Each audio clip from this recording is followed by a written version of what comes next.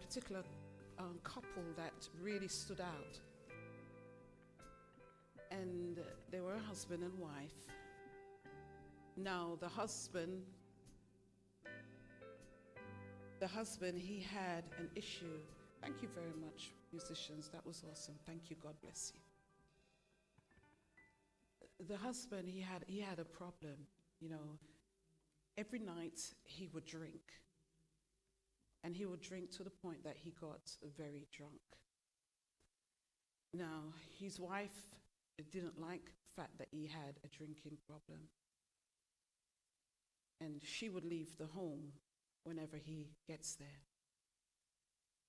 This young man, he would drink every single evening. And every weekend he was just so out. And they came to me. And I said to the young man, "What is your problem? Why do you, drink so much?" He said, "Well, my wife is never at home. And I get lonely and I feel depressed, so I do what's best. I take to the bottle because I find that it gives me ease. It replaces what I've lost." And also, this young man was saying that he wanted a family, but the wife wasn't loving to him. I asked the lady what was her problem. She said, "Well, I go out every single night. I go out." I said, "Well, why do you do that?"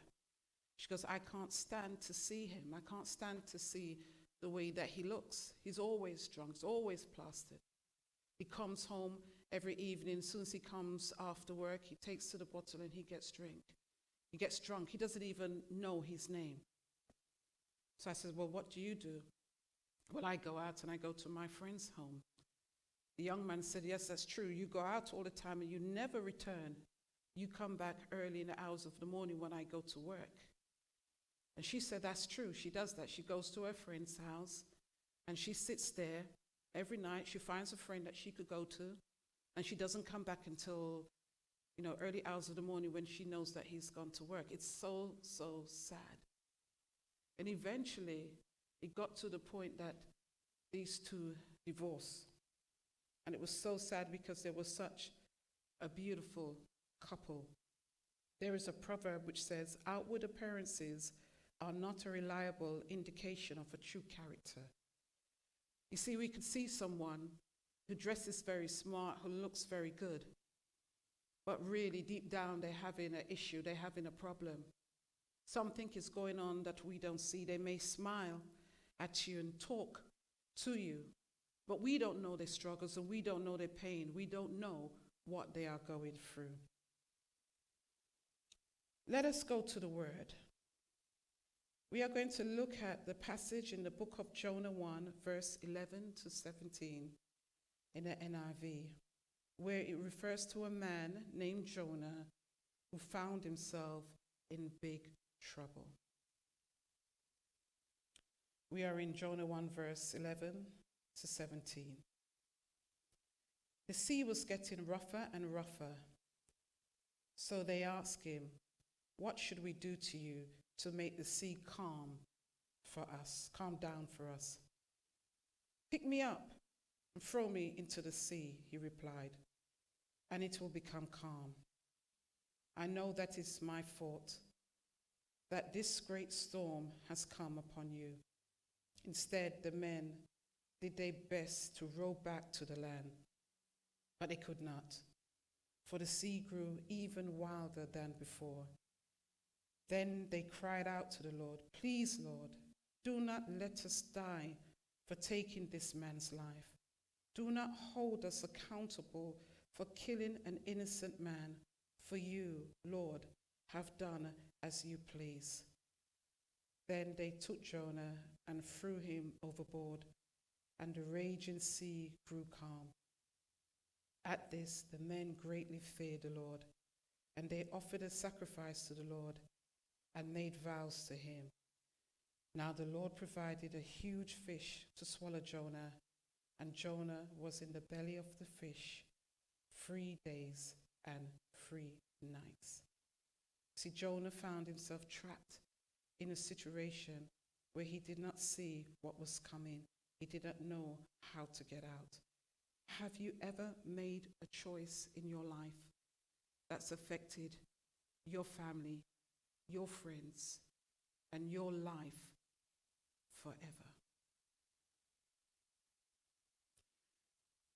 When we look at substance abuse, for this is our topic today, we presume it is in relation to illegal substances. Substance abuse is misuse of illegal or prescribed drugs, including alcohol, on a regular basis. Let me read you a quote from the BBC News. Matt Hancock, the Secretary of State for Health and Social Care, acted after figures in England and Wales reveal a more than 60% increase in prescriptions for opioid painkillers in the last decade. People needed protection from the darkest side to painkillers, he said. Health experts welcomed the move, saying opioid can cause life-altering and sometimes fatal addictions. Wow. Even painkillers could cause addiction. This is very, very serious. Let us look at the reason why people misuse alcohol and drugs. First, let's look at family history. If you are born into a family where everyone's there who takes drugs or, takes alcohol, and you've been watching this all of your life, perhaps in your mind you may think that it's a normal thing to do. So you would acquire the customs of what you see your surrounding is. So every time mom or dad, sister or brother, or someone comes in and they take to the buckle, or perhaps they inject themselves, or they take a dose, this is something that you'll be doing. Also, perhaps it's even being handed to you. They give you the drugs, they give you the buckle. So many times you see the young children drinking beer. They drink beer because this has been introduced to them. They said it's okay, let them sip it, it's all right. Let them have a drink. You have parents that says, well, it's okay for my child to have a little drink, so they give them a little drink. They say that they need to get used to it. So this is where it could actually start from within the home. The next place is your friends. It's who you socialize with, who you go out with. When you go out with your mates, you want to be like them. You want to be part of them. You want to be jolly. You want to fit into the group. You don't want to look silly. You don't want to look small. So they take a drink and you take a drink. Perhaps you can't take a drink. I personally can't drink.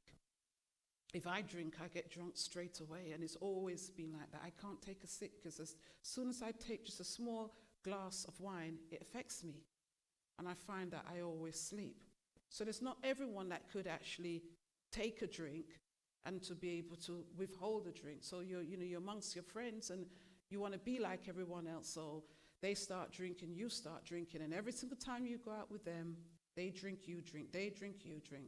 And then before you know it, your body gets used to it and you start to drink, or you start to take drugs. And there are some drugs that you don't have to take it continuously to become addicted. It just takes one time and it's done. And then your body yearns for it. The next one is experimental. When, yet again, with your friends, go back to your mates, this is a really, they're great, have influence over your life. Come on, let's try this one, it's all right. I hear that it gets you high. Come on, and they bait you on, come on. Just try it just one time. That's all it takes, it just takes one time. And that's what they do, said, okay, I'm just going to try it. I'm going to try it just to see what it feels like. Because everyone else is trying it. Let me just find out. And then, all of a sudden, you are hooked. The other one it's really questionable when you go to the doctor. And I'm sure you know this one. You know the one where you just scribe, you just go to your doctor and you just go up to the surgery, you just hand in a note, you said you want this prescription again. You don't have to see the doctor. So every month you'll write up for what you want, and then the doctor will just, the surgery will just give it to you without the doctor even looking at you to see what's going on. That's very serious, because that's so easy to get. So then you get that prescription. Every month you get it, and you get your quick fix, and you take it. And also, what about self-scribing when you go to the chemist? And you decide what you think is best for you. You said, I want a bit of this, and I want a bit of that. And that will do me good. And then you top up yourself, and you keep yourself high with your medication, or with your drugs, I should say. Another one is ill health. When you're going through that pain, you ever had that pain? That pain is so bad that you have to take a painkiller. And you take a painkiller because you can't stand the pain. So then you prescribe it to yourself. Before you know it, you start overdosing yourself. That is so easy to do. So many times, there's a lot of us here that's done it. You got a pain and then you take a tablet. And on the packet it says just take one. And you don't take one because you don't think one is strong enough to hit you. So you take two. And then it says on the packet every 4 hours. And every 4 hours is not good enough, so you go before the time. And let me give you the classic one. You know that one when you take one set of tablets, and then you go and take another set of tablets, you take the two together? You know what I'm talking about. Because one set paracetamol is not doing it for you, so you're going to take the codeine as well. So you take the two together because you want that bang, you want that hit, because that pain is just so strong upon you, so you have to take the tablets. So guess what happens? Every single time that pain comes, you'll hit it the same way. Bam, bam, bam. And then before you know it, your body now has become so used to it. So every time you get a pain, tablets. And not only tablets. What about the ones that take the tablets and the alcohol together? You take the tablets, you drink the drink. Because you said that will help you, that will take the pain out. And you know you're not supposed to mix the two. But you do, you mix the two, because why? You can't stand the pain. And then before you know it, your body gets used to it. So you said, okay, it's all right. It didn't do me no wrong. I'll take another one. So I take another tablet, I'll take another drink, and it's fine. These are the things that happens. Or homeless. It's so sad. There's so many people out there on the street who is homeless. Their life is just so depressing. They're so sad. They don't know what to do. So what do? The best thing for them to do is to take a drink. They take this drink. Why? Because they feel by taking this drink, they will escape. They don't have to see reality. They don't have to see the pain. They don't have to be hurt. They don't feel the cold. So they will drink or they will take a drug to keep them high, to keep them going. They say it's to keep them sane because they're going through so much. It's too much to bear. So the best thing to do is to escape, to get out of it. How could they get out of it? Take a drink. You've seen them many times out there, stone drunk. And then you probably wonder why they're stone drunk. It's because they just can't cope. So the best thing for them is a drink, or it's drugs. And drugs could be taken anywhere. You could smoke a drug. You could inject a drug. You could swallow a drug, And this is what they do. It's partly because of what they're going through. Wow. Then we've got the unemployed. So hard to get a job. Got no money. Don't know what to do. Don't know how I'm going to cope. It's crazy. It's a crazy world out there. I apply for a job and I don't get it. Some are qualified, some are not. Some your face just don't fit. Some they just don't want you. Some you're just unfortunate. Whatever it is, you just can't get a job, or maybe you can't keep down a job. You can't keep it down. Why? Because maybe you are, using alcohol and drugs. But there's so many reasons why you can't get a job. Or perhaps you just lost your job. You got a mortgage to pay. You got a family. You got your bills, you got your debts, you got your loan. There are so many things going on. You see it all before you. Bear leaves is after you. My God, you're losing the loans are you're after. Your phone is ringing. Everybody's calling.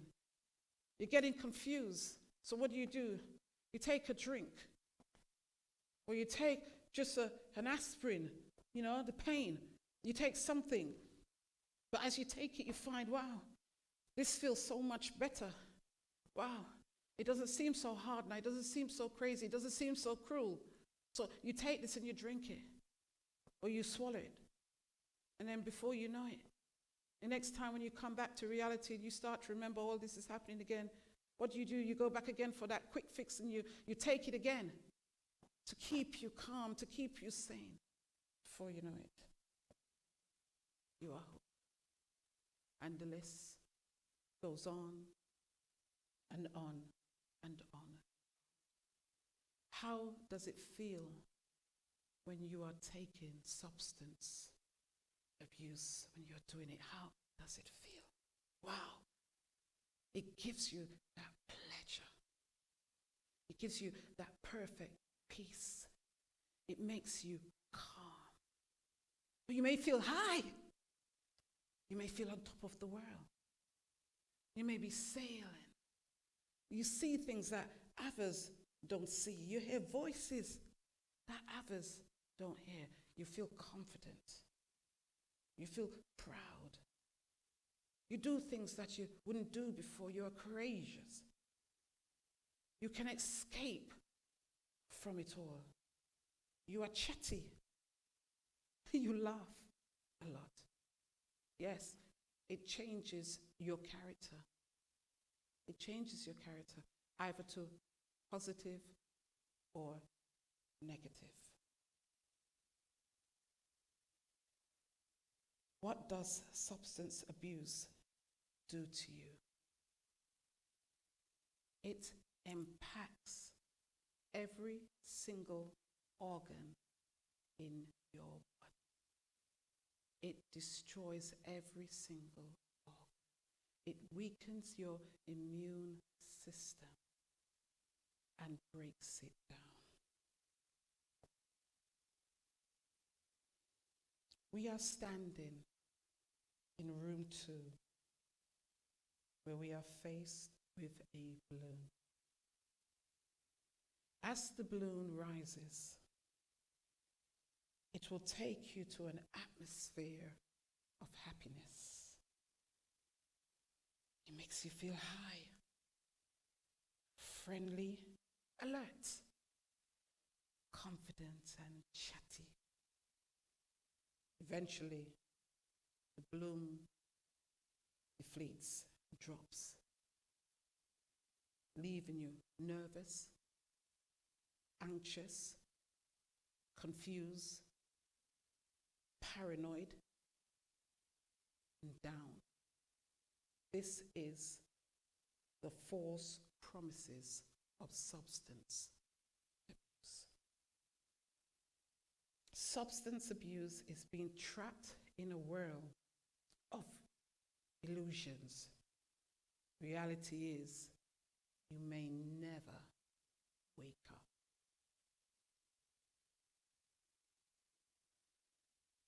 Jonah went through 3 levels. The first level was Jonah, he was in the boat.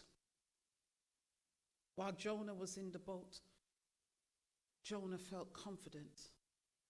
Jonah felt it was okay because Jonah could see what was going on. Jonah could see the storm. He could feel the wind. He knew that the boat was rocking, but it was okay because he was in the boat. He was in control. So at the time, Jonah wasn't worried. It was okay.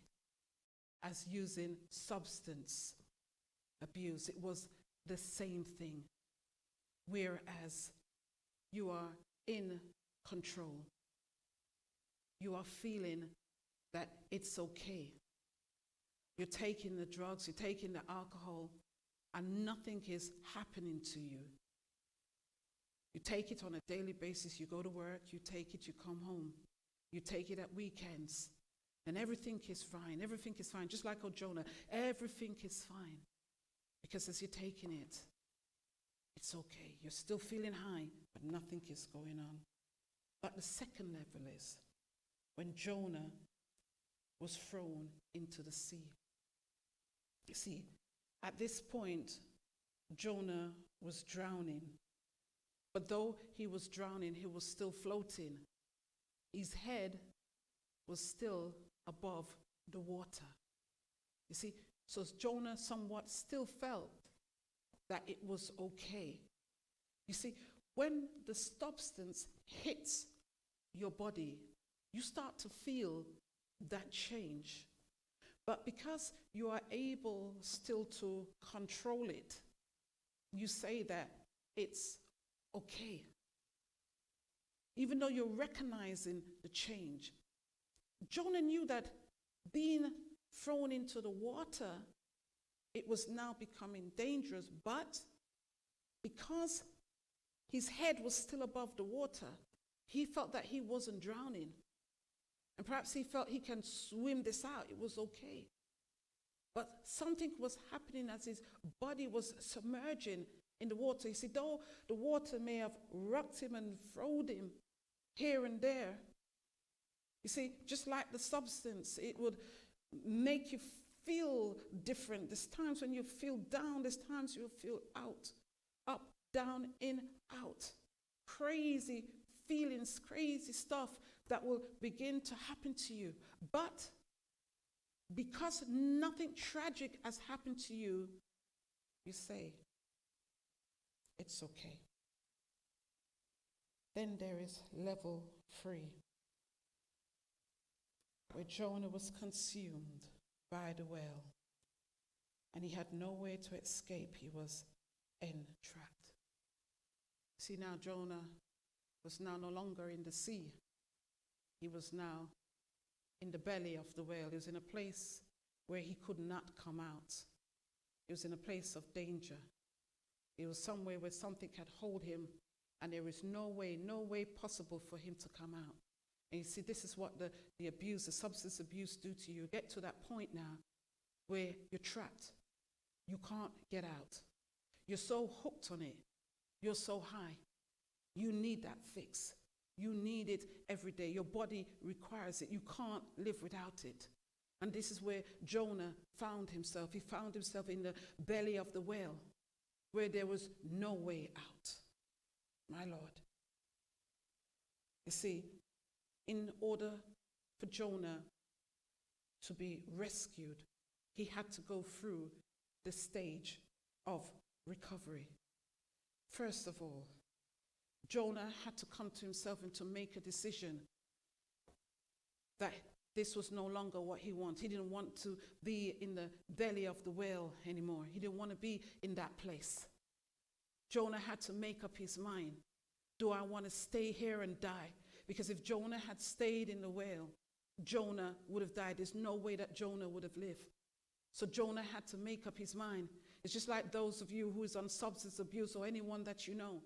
They have to come to the reality of making up their mind. Is this what I want? Do I want to continue to be like this? Do I want my life to be like this? And then, what Jonah had to do, he had to face reality. He had to confess to himself. He had to say, where I am is not where I want to be. I am in trouble. You see, an alcoholic never ever confesses that they're an alcoholic. They will tell you that there is nothing wrong with them, just like a drug user. But if they come to the point of the reality to say, you know what? I am a substance abuser and I need help. That's very important.